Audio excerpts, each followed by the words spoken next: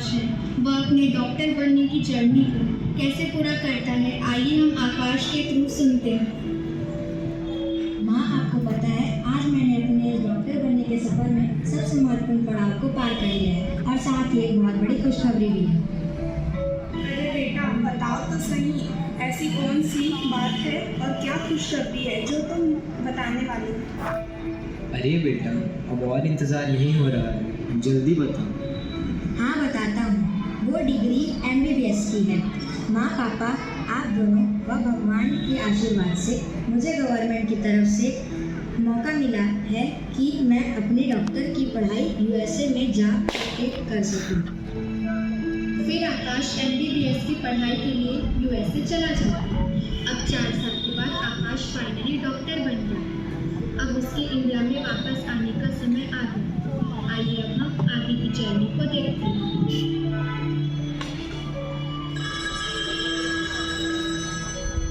Hello आकाश, कैसे हो तुम?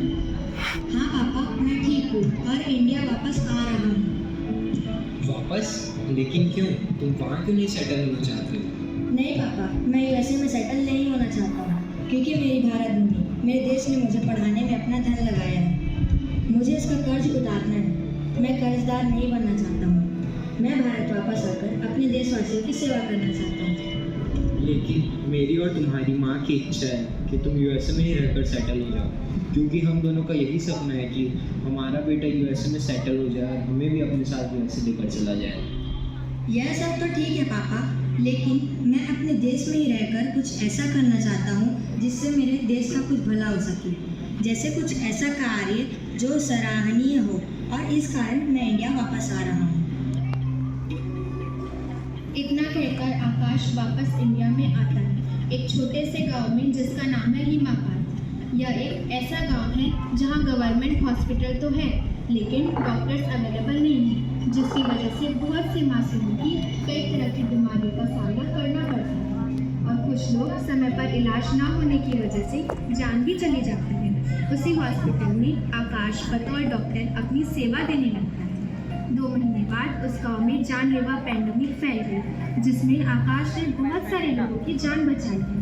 लेकिन सबकी रक्षा करते करते एक दिन आकाश खुद उस पैंडेमिक से इतना ग्रसित हो गया कि उसकी जीवन की अंतिम क्षण चल रही थी और उसी समय पर आकाश के पापा टेलीफोन पर अपने बेटे से महामारी के विषय में बात करने के लिए फ़ोन करते हैं, जिसमें यह पता चलता है कि आकाश की हालत सही नहीं है और वह कहते हैं, मैं और तुम्हारी माँ हिमापात आ रही हैं। इतना कहकर वह फ़ोन रख देते हैं। अब आकाश के मम्मी पापा हिमापात पहुँच गए।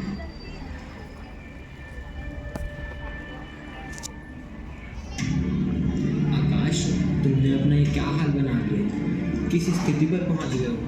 मेरे बारे में नहीं तो कम से कम अपनी माँ के बारे में सोचा होता। कितने अरमान थे हमारे कि हमारा बेटा देश में रहकर कुछ करना चाहता है, और तुमने हमें अपने बारे में कुछ नहीं बताया। पापा, मैं देश के लिए कुछ करना चाहता था, लेकिन शायद मेरे जाने का समय आ गया। आप मुझे माफ़ कर दीजिए। ना कहकर आकाश अपनी माँ की गोद में दम तोड़ देते हैं। यह थी आकाश की कहानी। I hope that